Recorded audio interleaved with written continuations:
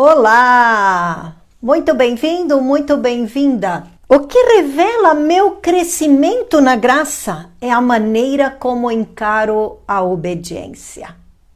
Vamos conversar sobre nossa percepção de Deus e nossa percepção sobre nós mesmos, principalmente quando estamos orando ou quando precisamos um ato de obediência.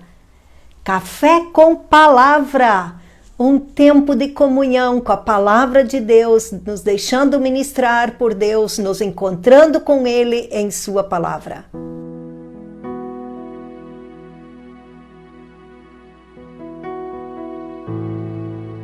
Quero compartilhar com vocês nesse tempo do Café com Palavra sobre essa perspectiva de que o que me motiva a obedecer. Oswald Chambers é o autor dessa frase que eu citei, que o que revela meu crescimento na graça é a maneira como encaro a obediência. Obedecer está intrinsecamente ligado a crescer, a amadurecer, a frutificar. O que me motiva a obedecer? Quero ser discípula? Quero ser discipuladora? Quero frutificar? O que me motiva a obedecer? Porque eu sei o que significa isso para a minha vida? E eu sei o que significa isso para Jesus? Em Atos 9, Paulo tem um encontro com Jesus. E é interessante que nesse encontro, quando é ofuscado pela luz, ele pergunta: quem és tu, Senhor? E Jesus diz: eu sou Jesus a quem tu persegue. Então, por trás desta ordem agora que diz a ele para ele seguir, e ele passa a seguir Jesus, por trás dessa ordem está Jesus. Para Paulo, quem era aquele que estava falando com ele? Então, quando eu reconheço quem está por trás da ordem, isso faz diferença no meu movimento de obediência. Quando eu reconheço que em João 14, 23, Jesus diz: aquele que me ama guardará os meus mandamentos. Faz sentido para minha obediência. Porque Jesus não diz que a minha obediência é de alguém que baixa a cabeça e segue simplesmente obedecendo. Mas porque a minha obediência é resultado do meu amor por Ele, por saber quem Ele é, por saber o que Ele significa para mim, o que eu significo para Ele. Porque Ele veio e morreu na cruz por mim. Eu tenho significado para Ele, eu tenho valor para Ele. Eu sou objeto, eu sou alvo deste amor. Por mim, por você, Ele morreu na cruz. Então eu tenho um relacionamento com Ele de amor, um relacionamento de entrega, e um relacionamento de entrega a Ele porque Ele se entregou a mim. Quando Jesus diz que Ele nos dá a vida eterna, e a vida eterna é esta, que conheçam o Pai, João 17, é interessante porque a vida eterna não é uma coisa que Deus nos dá. A vida eterna é Ele mesmo. É Deus que se dá a si mesmo para mim e para você. E isso pressupõe agora este conhecer, que a palavra traduz do grego ginosko. É um conhecimento subjetivo, não intelectual, é um relacionamento. Então aqui Paulo está dizendo, reconhece que quem está ali é Jesus. Tanto que no último capítulo, lá no final de Atos dos Apóstolos, Paulo vai dizer: eu não fui desobediente à visão celestial. Porque esta visão veio de Jesus, ele sabe de quem veio a ordem. Então, quem está por trás dessa ordem que eu devo obedecer? Aí está a diferença na minha relação. Da mesma forma, então também a minha oração. A minha obediência e a minha oração. A minha oração é este diálogo com Deus. Como eu me mostro para Deus? Já disse um homem muito sábio que o meu verdadeiro eu se encontre com o verdadeiro Deus quando eu oro. que o meu verdadeiro eu se encontre com o verdadeiro Deus quando eu oro. É neste encontro, é neste tempo de estar juntos que nós nos encontramos, mas nós nos encontramos com a pessoa de Deus, um Deus vivo, um Deus que se ira, um Deus que ama, um Deus que diz que o Espírito sente ciúmes de nós porque nós somos dele. Um Deus que se alegra, um Deus que se entristece.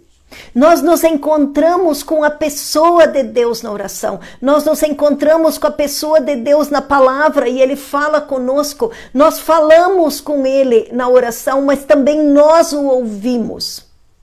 E este tempo na presença de Deus tem muito a ver com a minha percepção de Deus e de quem Deus é. Veja só, a linguagem que usamos na oração, ela estabelece uma relação sobre o que nós pensamos de Deus e o que nós revelamos sobre nós mesmos. Vamos ver só. Deus se revela a nós, muitas vezes, Deus é um Deus justo. Mas muitas vezes nós o percebemos como se fosse um Deus vingativo. Na hora de uma perda, na hora de uma situação de muita dificuldade, nos sentimos punidos como um Deus vingativo e não conseguimos lidar com essa emoção. Deus continua sendo um Deus justo, mas naquele momento nós o estamos percebendo como um Deus vingativo. Nós o experimentamos muitas vezes como um Deus distante e frio. Ele continua sendo o Pai amoroso. Mas nós o experimentamos naquele momento como um Deus vingativo ou um Deus frio, distante, parece que está mudo, eu estou vivendo um deserto, Deus não fala comigo, não consigo ouvi-lo, não ganho uma nova perspectiva, e aquele deserto em minha vida com Deus. Deus continua sendo um Pai amoroso que diz, você é minha filha amada, você é filha do meu amor, você é a alegria da minha vida. Ele continua sendo esse Pai, mas eu não consigo percebê-lo assim em meu deserto. No Antigo Testamento, tem várias imagens que o povo fez sobre Deus e expressa isso nas suas orações. Eles dizem, Deus, Senhor, nosso Deus, Senhor, Deus de Israel. Porque eles dizem assim, não são títulos oficiais de Deus, mas são orações que são resultado da experiência dessas pessoas com Deus. Ezequias, quando ora, ele fala da soberania de Deus que governa sobre tudo e todos. Por quê? Porque esta é a experiência de Ezequias. E ele expressa como ele percebe Deus em suas orações. Da mesma forma, em 2 Crônicas 14, Asa e Josafá, eles reconhecem o poder de Deus na maneira deles lidarem com o inimigo. Então, nas suas orações, eles expressam como eles percebem Deus, o poder de Deus na maneira deles lidarem com os inimigos. Os atributos de Deus, a compaixão de Deus, a misericórdia de Deus, a justiça ou a ira de Deus, elas fazem parte da linguagem das pessoas quando estão orando na palavra de Deus, conforme as necessidades dessas pessoas. Olha como diz o profeta, ainda que a figueira não floresça e a videira não dê o seu fruto. Ele transforma toda a circunstância que ele está vivendo, fala de uma circunstância de esterilidade, de luta, de dificuldade, mas ele diz, contudo, ele é o Deus da minha salvação. Ele traz a perspectiva de como ele percebe Deus na circunstância que ele está vivendo, é o Deus da minha salvação.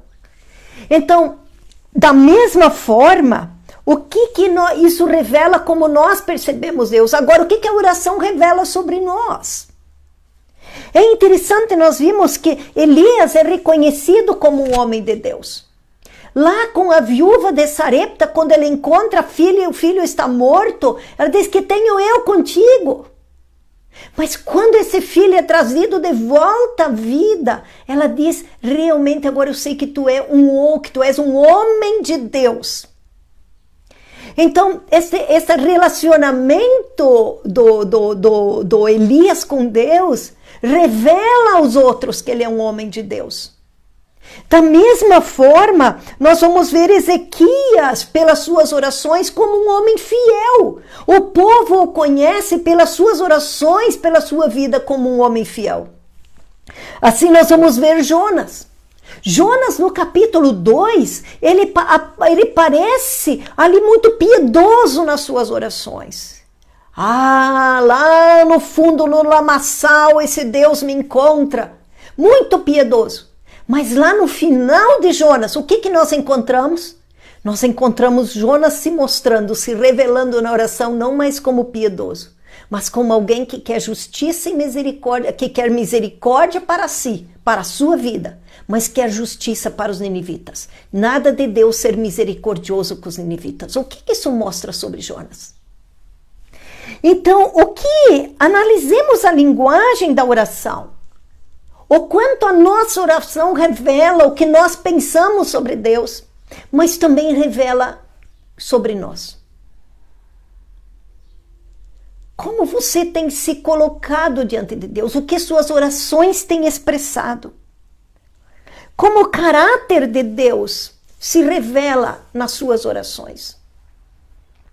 E aí eu quero ler com vocês Mateus 6, onde Jesus vai trazer uma perspectiva dizendo que nós, quando oramos, quando nos pedem para orar, Jesus os ensina. É interessante que em nenhum momento Jesus ensina a pregar, mas Jesus ensina a orar.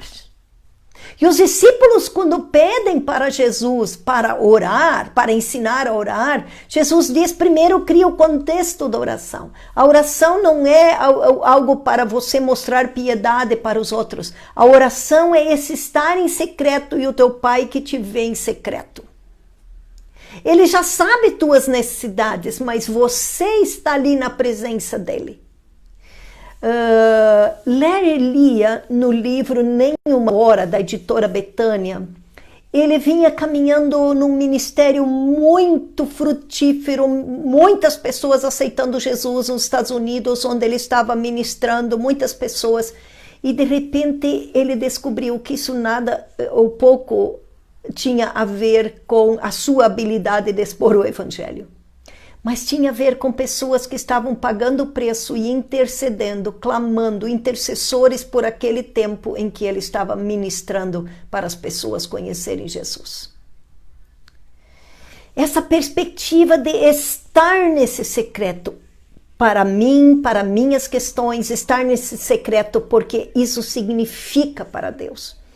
Quando eu posso olhar para o meu tempo devocional e de oração, eu posso avaliar o meu tipo de relacionamento com Deus, a minha maturidade, a minha intimidade com Deus. Quando eu tenho esse tempo devocional, não só por causa de mim, quando eu tenho esse tempo devocional de oração, de intimidade com Deus, não só por causa de mim, mas por causa do que isso significa para Deus. O que significa para um pai receber o seu filho na sua casa? O que significa para um pai que espera todos os dias acolher os seus filhos e ouvir o coração dos filhos? Mas o que significa para esse pai que precisa também que também almeja poder compartilhar o seu coração com os seus filhos? O que significa esta intimidade de Deus, que Ele quer se revelar a mim na oração, mas também Ele quer falar do seu coração para mim. Ele quer me ouvir, mas Ele também quer ser ouvido, Ele também quer compartilhar do seu coração. Eu preciso ir além de ouvir a vontade de Deus, eu preciso ir além de conhecer a mente de Deus, eu preciso deixar Deus revelar o seu coração nesse tempo de intimidade com Ele. Então este secreto é um secreto entre eu e o Pai, é um secreto onde eu posso me expressar, mas é um secreto onde o Pai também pode ser ouvido e falar comigo. Então Ele cria primeiro, e então Deus diz assim, aí Jesus diz assim no capítulo Mateus 6, versículo 9, Ele diz, portanto orem assim, Pai nosso que estás nos céus, santificado seja o teu nome. Então, Jesus diz, o contexto é esse. E Jesus continua dizendo, chame Deus de Pai.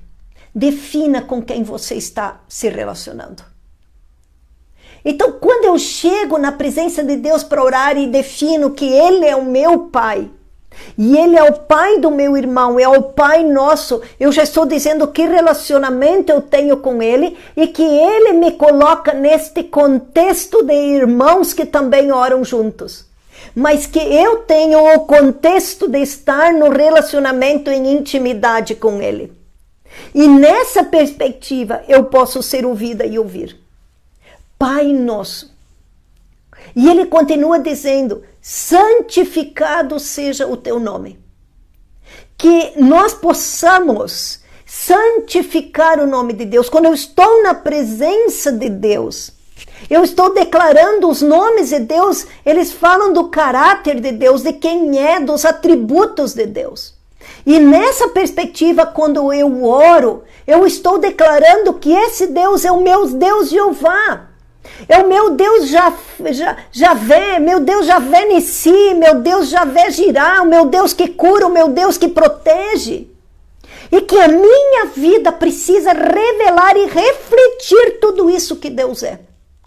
Então, na minha oração, quando eu chego diante de Deus, eu digo, Pai querido, Pai nosso que estás nos céus. Eu defino que Ele é meu Pai pelo sangue de Jesus Cristo, que me faz, que me resgata das trevas e me faz filha desse Deus. E eu declaro que Ele é um Deus que é o Deus que me protege, o Deus que tem promessas, o Deus da provisão. E aí eu vou declarando isso em minha oração. Que Ele é o Deus que vai à minha frente, Ele é a minha bandeira. Então todos os nomes de Deus, da forma como Deus se mostra por meio dos nomes, eu estou ali dizendo que santificado seja tudo que Deus é. Que Deus seja santificado, que tudo que Deus é seja revelado também por minha vida, que os outros possam conhecer por meio da minha vida. Eu desejo que os outros conheçam esse Deus por meio da minha vida, como o Deus da minha provisão, como o Deus que cura, como o Deus que é o meu Deus da justiça, o Deus que é o Deus da minha bandeira que vai na minha frente. Então, o que o meu tempo de oração tem revelado a minha percepção de Deus? E o que o meu tempo de oração tem revelado sobre mim mesma? Tenho tido, a partir do meu grupo de discipulado, me desafiado e prestado conta em meu grupo de meu grupo de discipulado, sendo encorajado por eles, a um exercício de praticar a presença de Deus durante o dia. Um pequeno livreto do irmão Lourenço, A Prática da Presença de Deus, tem me encorajado muito a isso. Conta a história que ele era um cozinheiro, um monge cozinheiro. Então, ali ele no monastério, certa vez disse, Pai, agora tu pensa em mim porque eu tenho que fazer as panquecas e elas vão queimar se eu tiver que pensar em você. Então, essa perspectiva de praticar a presença de Deus durante o dia, não só quando oro no devocional de manhã e volto à noite, eu oro na refeição, mas parar mais vezes durante o dia e conscientemente me aperceber da presença de Deus. Perguntar como Ele percebeu o que aconteceu anterior nas minhas atividades, o que Ele pensa das atividades que eu ainda tenho pela frente durante o dia. E naquele momento, então, eu tenho me disposto e quero ganhar essa disciplina de parar mais vezes durante o dia. E tenho feito esse exercício quando paro. O que eu percebo de Deus, como eu percebo de Deus naquele momento. E foi fantástico caminhar com Jesus vários dias, sendo o meu bom pastor e ouvindo a voz dele. E quando parava para esta prática da presença de Deus, conscientemente estar na presença de Deus, me deixar tomar por esta verdade de que Deus, por meio de Jesus, é o meu bom pastor e eu sou ovelha dele e ouço a sua voz. Da mesma forma, alguns dias caminhei olhando para Jesus como o alfa e o ômega, o princípio e o fim. Praticava a presença de Deus, parava e deixava esta verdade, este atributo de Jesus como o alfa e o ômega, o princípio e o fim, tomar conta de mim e me dar a perspectiva que eu precisava para tudo que eu tinha ainda pela frente, o que tinha acontecido, minhas emoções, todo o meu ser se alinhava diante desta verdade de que Jesus é o alfa e o ômega, o princípio e o fim. É um grande desafio em nosso ativismo, nossa rotina diária, termos esse tempo. Então, quero encorajar você a caminhar comigo nesse desafio. Ter tempo de qualidade de devocional e oração, mas também praticar a presença de Deus durante o dia, lembrando quem Ele é, seu caráter, seus atributos e declarar isso em oração. Que Deus nos ensine a caminhar na presença dEle, a andar em intimidade com Ele e termos uma disciplina de uma vida de oração. Um grande abraço.